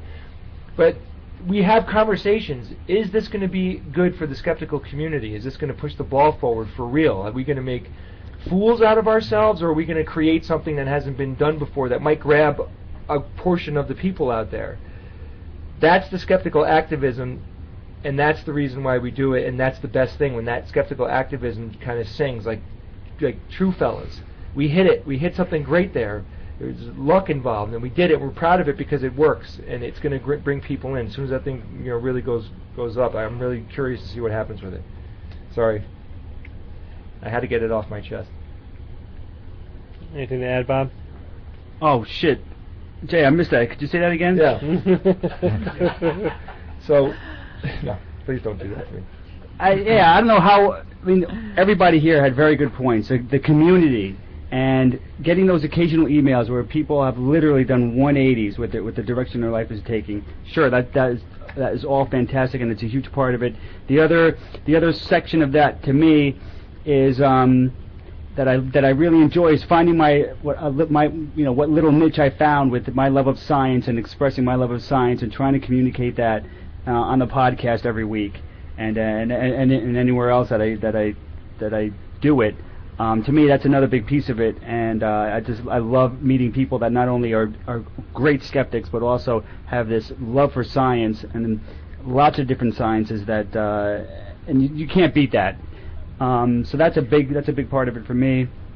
The downside again, I don't know how to improve what these guys were saying about the frustration, seeing what people that are being hurt and people that aren't embracing skepticism at all in their lives, or rational thinking or critical thinking at all, and that for me that kind of extends to, it's very disappointing, and I can't quite wrap my head around why people cannot like science, or even I'm not saying, I mean there's lots of sciences that are just like too much or too intimidating or too complicated. I mean there's so many different sciences, and I just can't imagine why people couldn't find a few that just really got them going and got their mind thinking and curious and wanting to read about it. So it's very frustrating to run into people that just have no interest at all in any of that, not even one little piece of it, and they're doing their own credulous things that shows that there's really no critical thinking in their lives or skepticism, and it's not their fault. They're definitely not ignorant. They are just people that they haven't tapped into any of that, into that community or into the books or the websites that would give them another point of view, and hopefully we play some small role in doing that for some people. What do you think Perry would think about a 24-hour broadcast? Oh my God. Perry didn't sleep much. He would be fine with it. Perry could have done it without a hitch, no doubt. Yeah. In his healthier days. Yeah, but he would have obtained. He would be the starship commander of complaining. Right? He would have been able to find a million things to complain about, secretly enjoying without telling us, right? What do you think? It would be hilarious, frankly, to watch him go through those sorts of gyrations. But he probably also would have had a ton of awesome ideas to up no the doubt fun about level it. of the whole thing. Oh, absolutely. He would have had twice as many totally crappy or crazy ideas. Sure, he threw everything against the He wall. would Some stuck. No, I mean, he actually stuck said very well. In more than one time. Like Perry and I think clicked because we complimented each other intellectually a lot. Oh, yeah. In that Perry was much more sort of out of the box, creative, crazy, spontaneous. He would do, he never really even was able to enact his crazier plans. Like he wanted to paint the world's largest work of art. He wanted to hang a canvas over Fifth Avenue or something, or Broadway on New York, and have people paint it as they drove underneath it. He thought big. Yeah, that never always happened. thought big. But anyway, he would do that, and he would count on me to sort of filter and see what would actually work or not, and then actually also do the hard work. Right. He was happy to have me do the heavy lifting, and then he would take the credit for it in the end because it was his idea. No, the two of you made an excellent team. Yeah, bastard. Yeah. And certainly, even though I had my friendship with Perry before I even met you guys. Yeah. Certainly, my coming to know all of you, frankly, because of Perry, has just made it that much more robust from a personal standpoint. It's tremendous having known Perry and the things that he introduced me to, and the people that I've come to know through Perry has just been, for lack of a better term, a great blessing in my life, and I'm very, very pleased for it. Very happy. You know what bothers me a lot? That Perry is he's been gone long enough now where, I lost the friendship, and it's almost like he's turned into a dream now.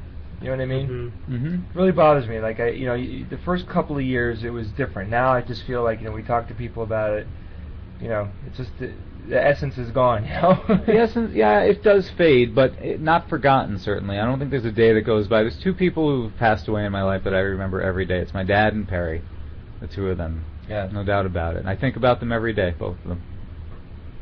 Let's get to a lighter question a little bit, just to lighten a little bit. Yeah.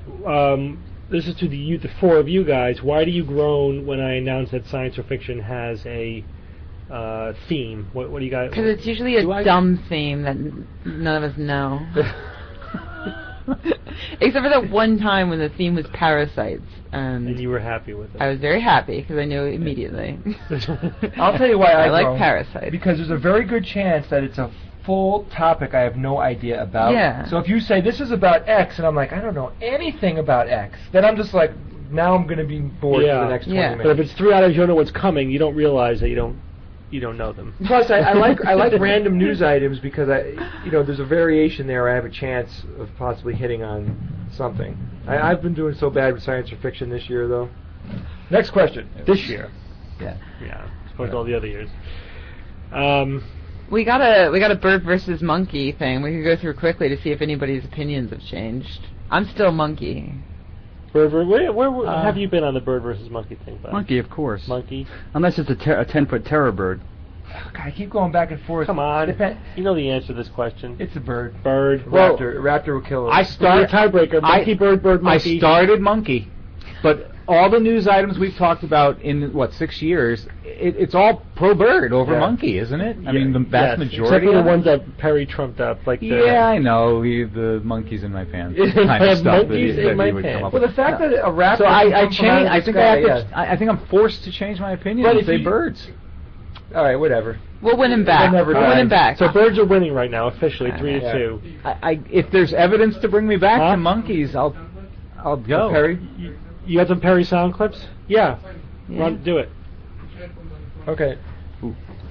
Okay, guys, we're going to play some sound clips of Perry. You might have to unmute your computer. I don't think it'll go through you can hear it through the screen. Oh, through the stream. Through the stream? That could get weird, but... It'll be delayed. Oh. I just said that. We have to be really quiet, though, 'cause I'll listen to yours. we have to be really quiet, though.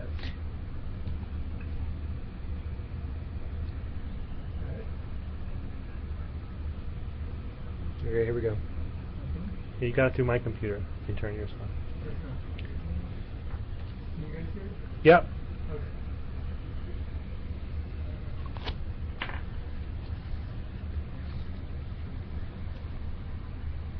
Is it me hearing it? Yeah.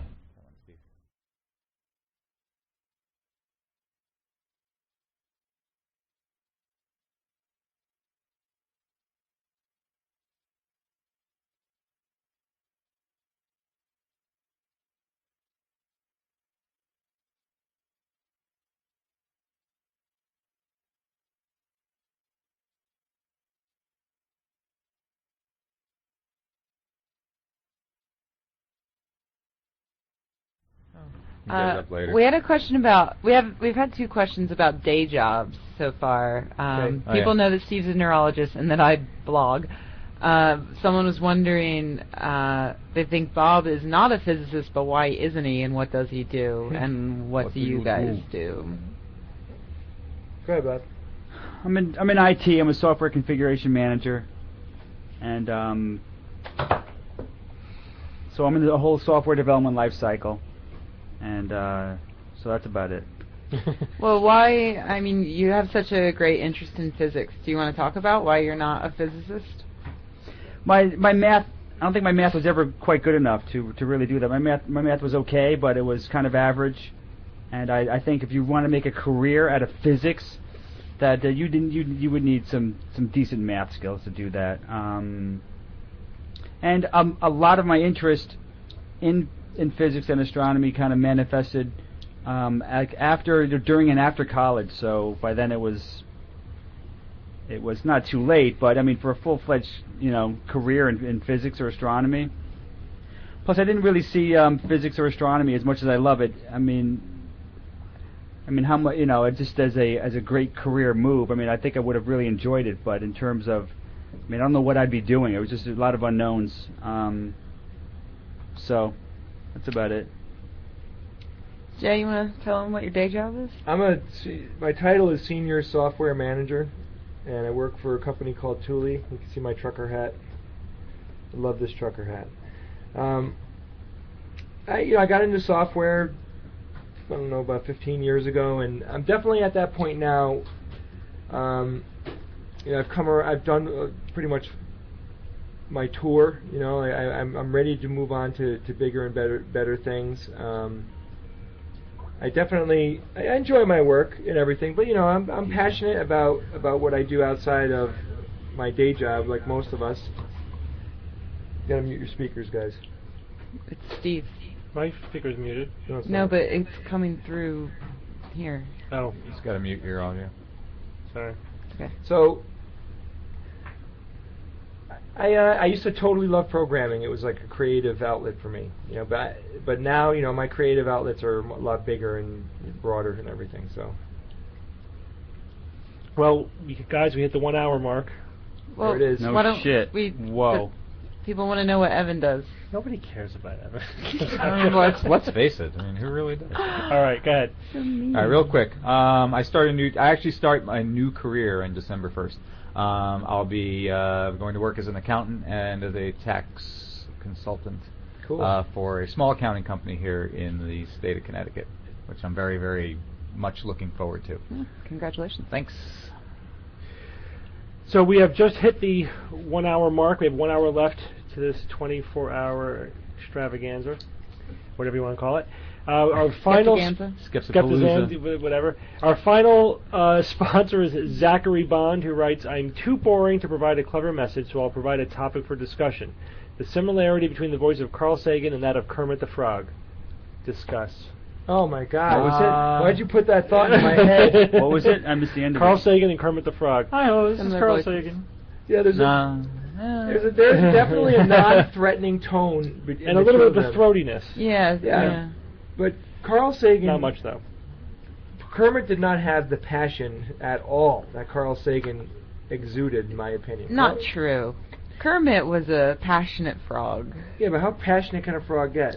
Oh, Jim Jay, Henson was a absolutely passionate being green. man. Oh, come on. Kermit had a really great philosophical outlook that I think Carl Sagan probably appreciated quite a bit. If you want to know about passion, just ask Miss Picky. I already made that joke. Oh, did You you? talked over it. But you sorry. really Well, analyze I'll tell my it. joke and then you stole it Yes, and pretended I it was did. yours. Guys, friend are you? They're both very non-threatening voices. And I think it was part of the reason why we liked Kermit and felt sorry for him, and it's part of the But reason Jay, why you got to say billions and billions in Kermit the Frog's I voice. can't do Kermit the Frog's voice. This is Kermit the Frog. I can't do it very well. When Billions and billions. When has Jay ever not taken up the Primordial opportunity soup. to do a silly it's voice? hard. I don't, Yeah, but I anybody can't can do a even- real, anybody can do a remember real what it good sounds Kermit like. the Frog? I can do one pretty well, yeah. Well, It's I'm good. hearing them really It's well. billions and well, billions. get your mouth in front of a microphone. Oh, DJ's Oh, on. DJ. Oh, saved by the bell. That's not important. Kermit. DJ, Thank you, Zach, Can you hear for sponsoring us this last hour. Thank you, I Zach. can hear you guys. I can't see you, so DJ, I you just have to might not unmute know how to your do the video user. thing. I have to unmute the mixer. Yeah, that would help. DJ. There you DJ. go. Hi guys. Hey, there. DJ. Good guy. Hey. How you doing? How we you doing? So Are you serious? I can hear you now. I can see you, but I'm not sure you can see me. I might just not have it set up right. This is the first time I've done video Skype, believe it or not. Really? Oh. That's okay. As long as We know what you look like. DJ, Yeah, but you everyone haven't is seen my new chatting outfit hellos with to the you. pink boa. Well, hit the video, baby. Okay, I'm trying. Let's see. Is there a button for the video? Yeah, Yeah. you gotta hit the little camera at the bottom that says "My Video" when you mouse over it. It's subtle. Okay, so do you see me now? It's happening. I see me. Okay. Wait. And DJ, what's the worst that can possibly happen? Did you see the beginning of the show? There you are. In fact, I did not, Yeah. and I think that's what you're getting It's at. okay. Yeah, No one else did either. yeah, exactly. Looking good, DJ. We got you on video, Oh, good. Wow. Okay. Yep. and now you're being streamed. Good. There he is. Hi, guys. Hey. DJ Grothy, president of the JREF. Thanks for joining us. Well, thank you, Skeptics Guide to the Universe. My gosh, this has been such a fantastic show, and we had a lot of fun last night camping out in our living room, staying up, enjoying all the fun. I was telling Thomas it was like, in a lot of cities there are cable access shows that look at sci-fi, like the horror hosts. This had a fun feel like that, although you guys weren't concentrating on horror movies, but other kind of horrible things. I loved it. Right, great. And thank you again for sponsoring the show. It greatly helps. We're happy We to be are part of Team very Randy. pleased. Yeah. It is our pleasure to support the Skeptics Guide. To my lights, you guys are really, you're the biggest show out there doing the kind of stuff that JREF really cares about, advancing critical thinking about this sort of stuff. But, your discussion you just had 20 minutes ago about the community and the camaraderie, that's the point, because your show's not stuffy, just kind of hectoring people about the nonsense they believe, but there's a real kind of community there, and I love that aspect of it. All right, but we got some business to attend to. We do have some business to attend to, and I'm not sure. I'm not sure we're ready to announce the winner yet, because we still just got some others in, and Sadie's going to do a random number kind of generator thing, pluck the winner. So I'll let you know when that is. I think it'll be about 5 minutes. What do you think, Thomas? Yeah. Okay. So it'll be like two or 3 minutes or something like that. That's fine. We'll just chat for 2 or 3 minutes. So Well, tell us about okay. all the exciting things that JREF is doing. Well, this year, I feel like we've just been having a lot of fun. You spoke, I think, last night with Sadie Crabtree. She's our new communications director. because of her efforts and the team we've assembled with the JREF. This year we've been in the media like we've never been in the media before, or at least in many, many years.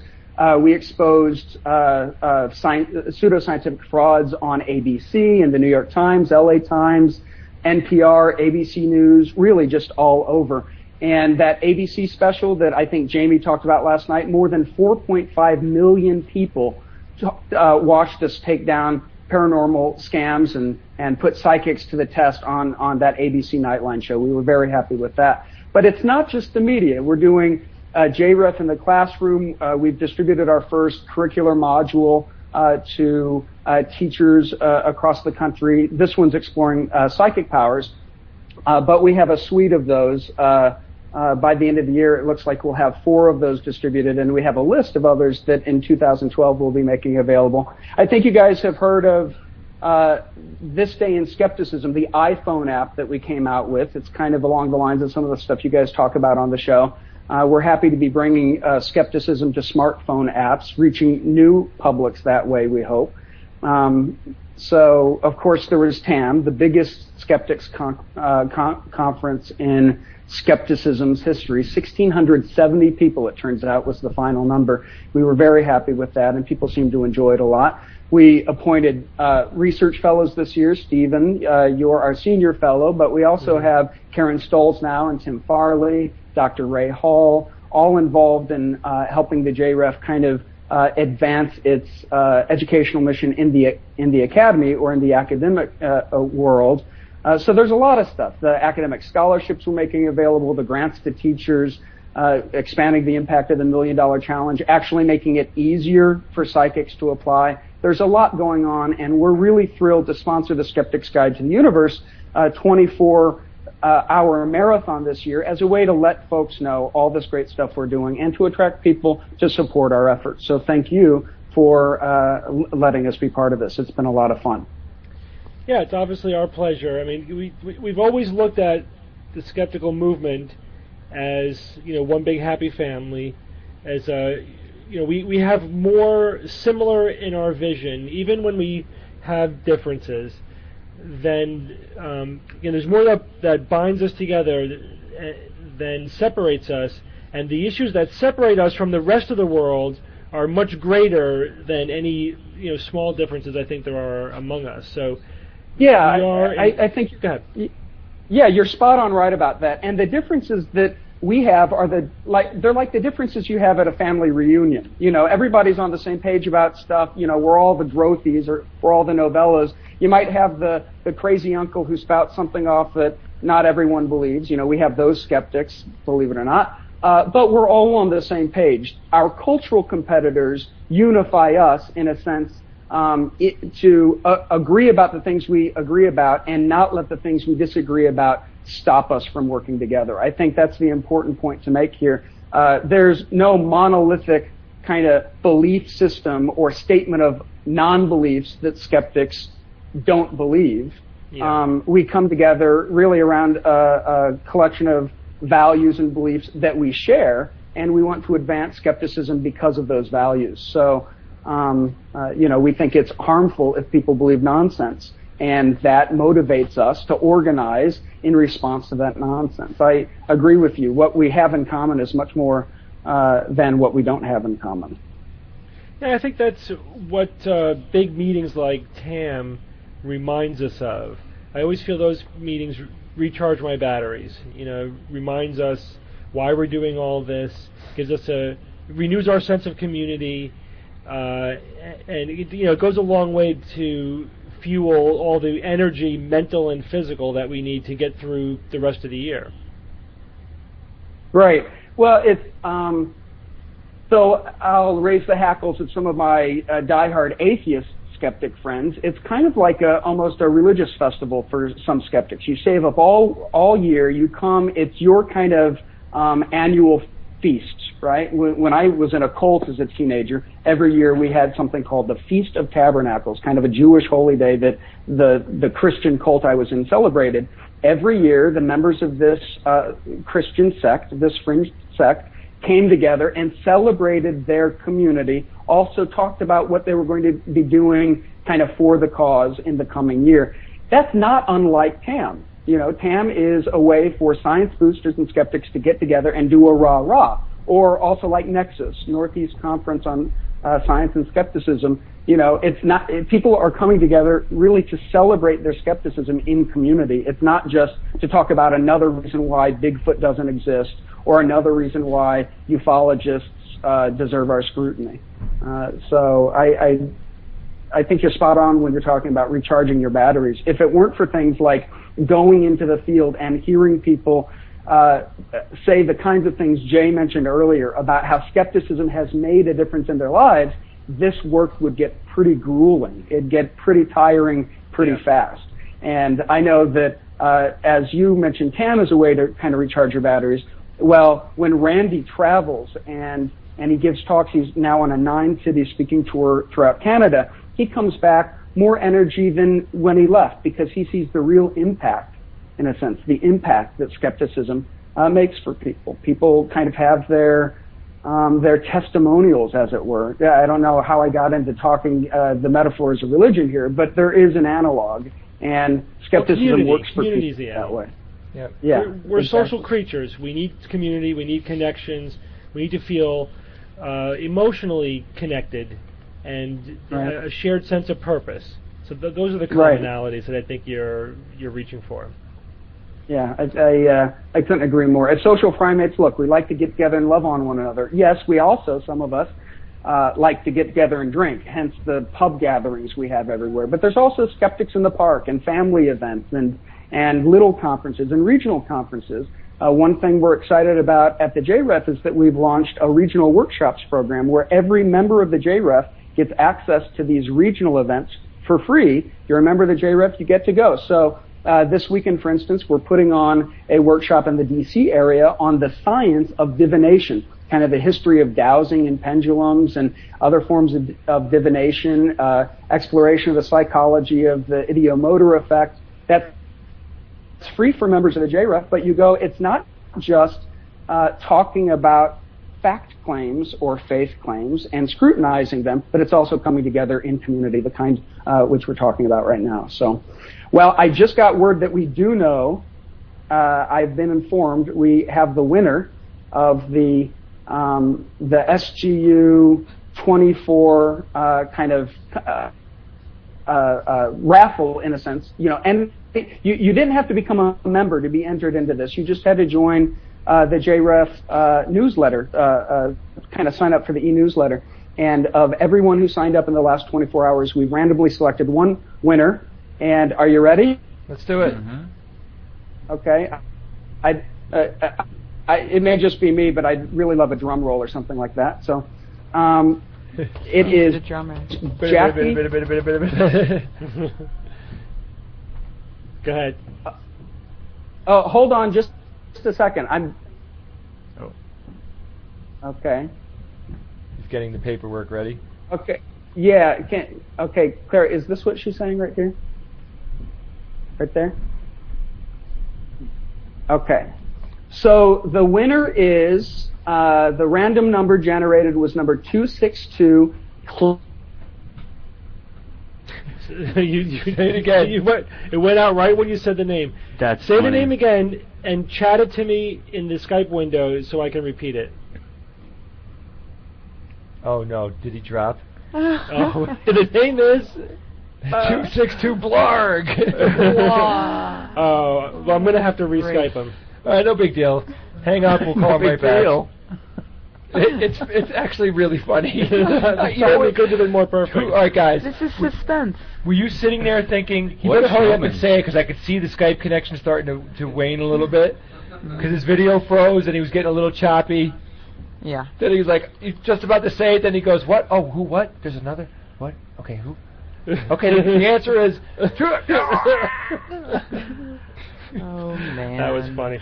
All right. The killer is... Skype has a sense of humor. What are the odds?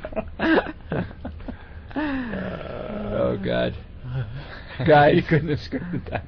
7:17, man. We've been sitting here for 43 minutes. What the hell? Hey, Are what we the hell, allowed- man? Are we allowed to have beer now? Yes, at 8 o'clock we're going to have dinner. I mean, no, now. Yeah. TJ, you cut out right before you said the name. And he hasn't answered yet. All right, hang on. I think the person who won knows that they won. And the killer is That number? connection lost. But I could be wrong. And often the Fuhrer would say to me, Hans, ow! Name the movie. Anybody out there? Are we going to play movie quotes for the last half an hour? I don't know. Well, what's the movie? I'm waiting for people to catch up, and let me see if anybody guessed it. Doesn't look like it. Nope, not Dr. Strangelove, but good guess. No, not Dr. Definitely Strangelove. Not Big Lebowski. No, those movies. It was The Producers. The original one, not the second one. Steve, I wonder if his site froze or something. Yeah, I think DJ Skype froze. Why don't we call him on the cell and do the Rebecca calls her mom bit? Would not be difficult with my Yeah. viewer. I think my cell phone's dead. You have his phone number? Oh, wait. Oh, no, it's good. No. Oh, DJ? No, it failed. Failed. Well, that's our show. This is actually filling some time for us. So. You know, the next time everything goes wrong is going to be 5 minutes before 8, when we're just wrapping up. And then we'll leave our audience. Julia, Autumn, come here for a second. Autumn, come here. Stand right in front of the TV here, or of the table. Don't look into the light. Stand right there. And look Look that at way. that camera Look at the right camera. there. Girls, look at that camera right there. And wave. Where Ed is. Ed, wave to the girls. People want to see the cute.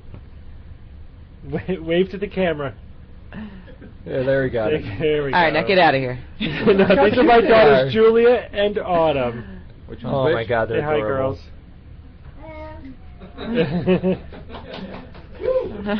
Aren't they adorable? So adorable. Hi. All right, dance for us, girls.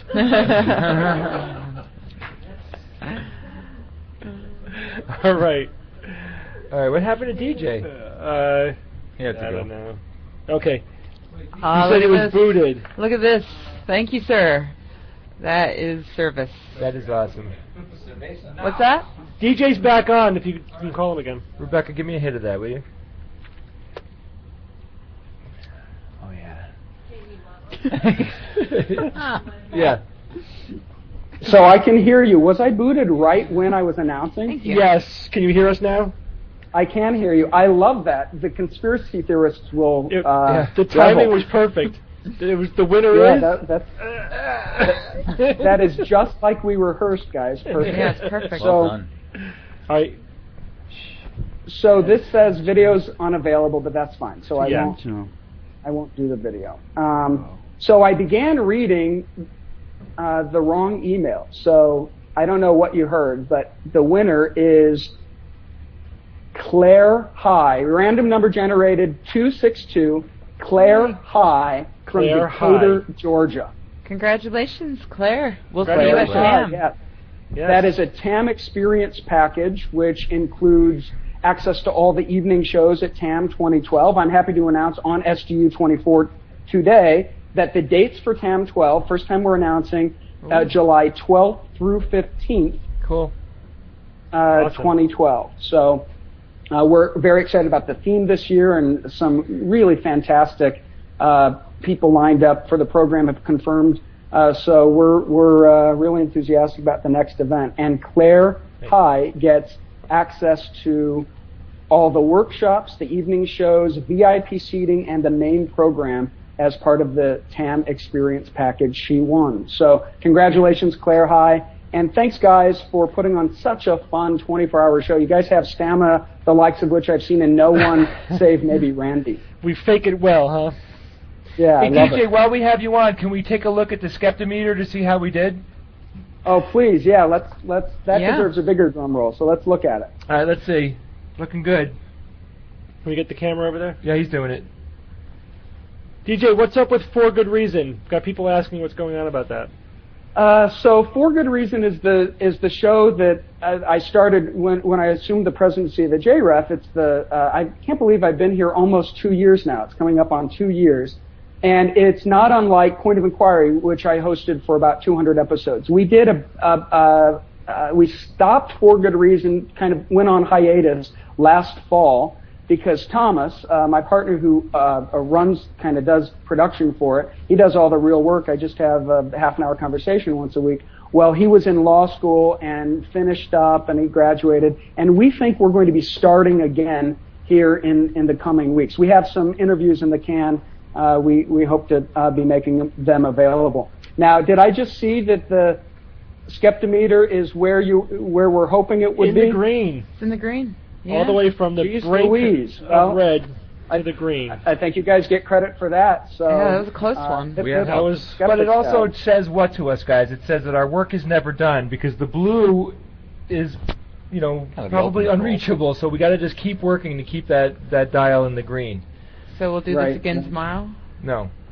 Yes, that was a good contrived metaphor we came up with. Yeah, it was all right, DJ. Thanks for all your help. Well, thanks, guys, so much. It was a hoot, and you guys are doing the Lord's work, as they say. So, Thanks, DJ. Thanks, DJ. God bless. See you soon, pal. Thanks, Good DJ. night. Bye-bye, guys. Take care. Hey, I don't think I've seen the intro video with sound yet. Yeah, me neither. Are we gonna play it one more We tried time? watching it, and then Jay yelled at us. Right. Yeah, we did play it again at 3 in the morning, but let's play it now because we have I don't remember 3 in the morning. One more time. So let's do the intro with sound. Guys, this is just to prep people that didn't actually catch the intro. We had a lot of technical problems early on, so this is the intro to the SGU 24 show, and the sound was completely recorded and done by Jake Wilson, a great friend of ours, and we just hope you enjoy it. So just take a look. While they're getting that up, this is a good opportunity for me to say before people start bailing at the very end of the show, that the guy who did the majority of the heavy lifting for the SGU 24 show was Jay. This show would not have happened if he didn't kill himself for this show. Thank you, Jay.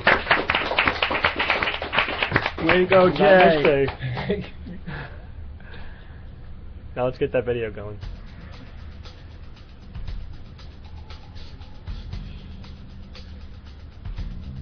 Thanks, guys. I see all your comments. I really appreciate it. Oh, come on. Turn them down.